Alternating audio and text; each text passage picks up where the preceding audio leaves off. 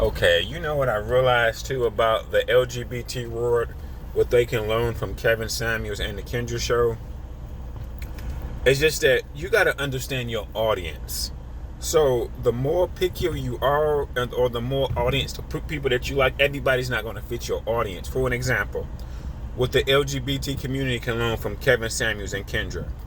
It was this one man on Kendra show. He was very feminine, and he was like 280 pounds, okay? And he was very feminine. He didn't want to pay for anything. And, he was middle aged. He was a traveling nurse, but he was very feminine, very big, tall guy. And he don't realize being him. So basically, he's like in the gay world, he's like a woman, okay? But he's middle aged. When you become like a woman in middle age category, your options is very, very few people that want you. Just like in the women category versus in the straight world.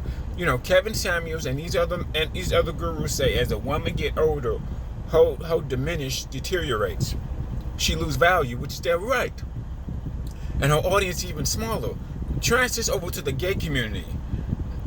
Your audience, when you're older, is very, very small when you're not attractive. You're not attractive. You're low on the totem pole when it comes to attractiveness. You're very feminine. You may be looking for a masculine man. You're very feminine, 50, 280 pounds, and you're looking for a masculine man. That pool of audience is small. Very, very small. I don't pay for anything. I think too, as you get older, Kevin Samuel say you need to put yourself on sale. I don't necessarily agree for that, but you need to be, I wouldn't say less picky, but a little bit more to work with people.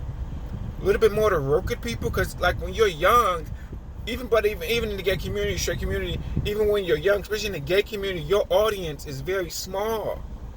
So in the gay community, lesbian community, you may just be somebody fetish, like transgenders, twinks. You may just be somebody fetish, and they don't want to fuck. They don't want to deal with you at all. After that, you're just somebody fetish, and just going out. I don't want to be seen with you. You're just somebody fetish. So in the gay community, you can just be somebody fetish, which is bad.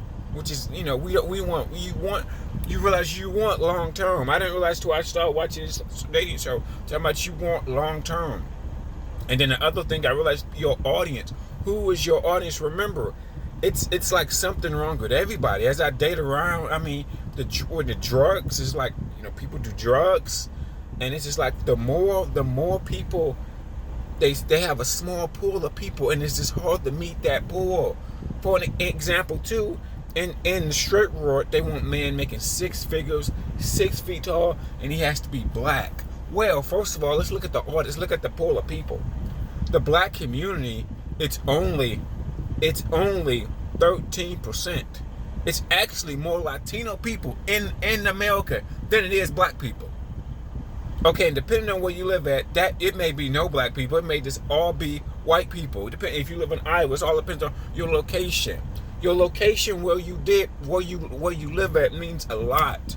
Your location, then you cannot be picky. And if you're not getting what you want, you gotta change it up. It may be something about you. Like I said, what I realized about me, this job, because I make the most money I've ever made before being a truck driver. But guess what? Some of the times I was making the most money, nobody actually knew it because I was in the fucking truck. Okay, I wasn't available. So that, it doesn't matter if you're making 100 grand, 200 grand, and you're not even available. Somebody else may be taking your boyfriend, or somebody else could be taking your lover. Period. You're not even available. It doesn't matter how good you look, how fit you are. It doesn't matter. You're not available. You're not never available. You're not available enough. Either or. But what I've realized too about your audience, going back to that gay guy, he's overweight. He's middle-aged. He's really picky. He ain't paying for nothing. I ain't paying for nothing. I ain't paying for this. I ain't paying for that.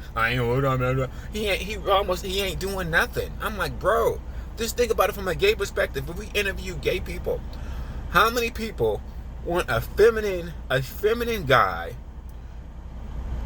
that's close to middle age? At least on the other hand, masculine guys or other middle-aged guys, at least they are willing to pay, or they willing to, you don't need to have all the money. They'll be okay with paying. Because the older I get, the more I can make a twink life easier, the better. Because it's more poor. It is more poor people or more people struggling than it is people making six figures, period. So if straight women can't find men making six figures, I mean, the chance of a gay person finding somebody making six figures is even smaller because your audience is smaller. It's not nothing to do with you as a person.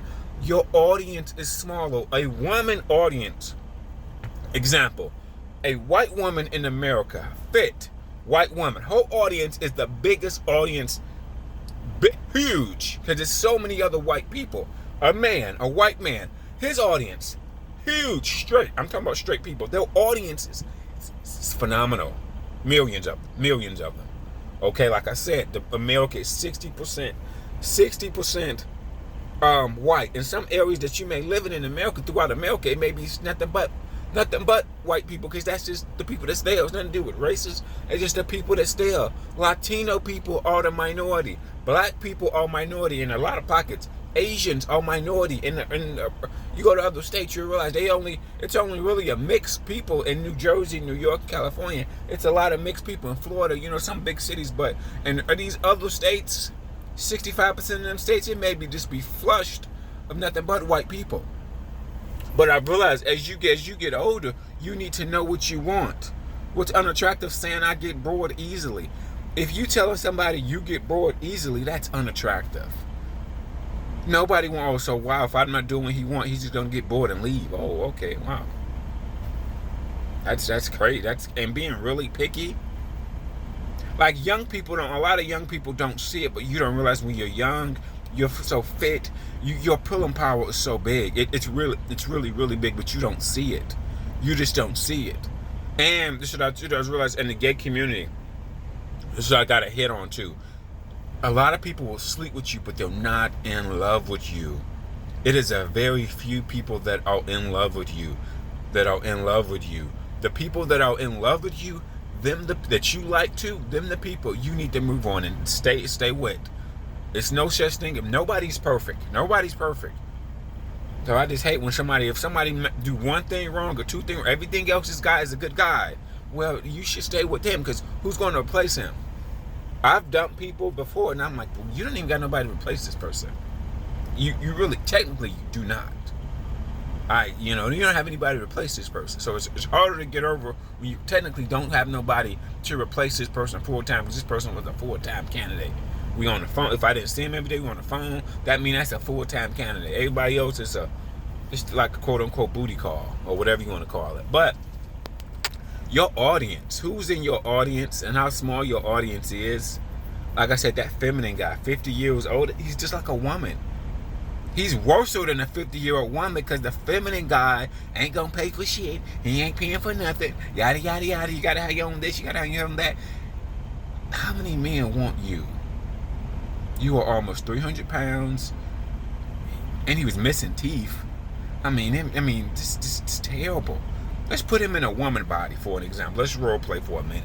Let's say this same guy who's in a woman body, 50 years old, 300 pounds, missing teeth, and got a whole bunch of requirements of what they not gonna do. It's a lot of men not looking for no 50-year-old woman with a nasty attitude and just, no.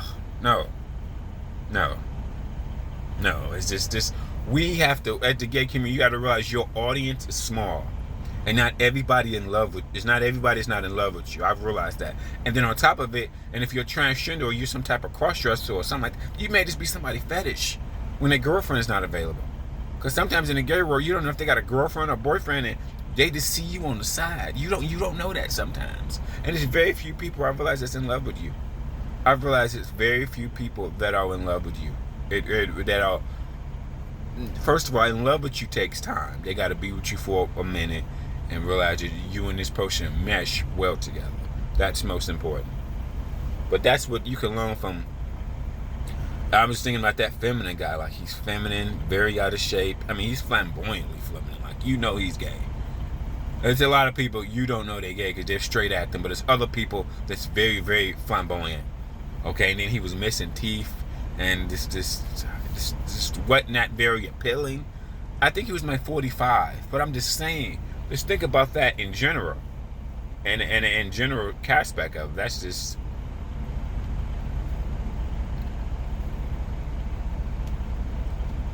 not that great. Not that great.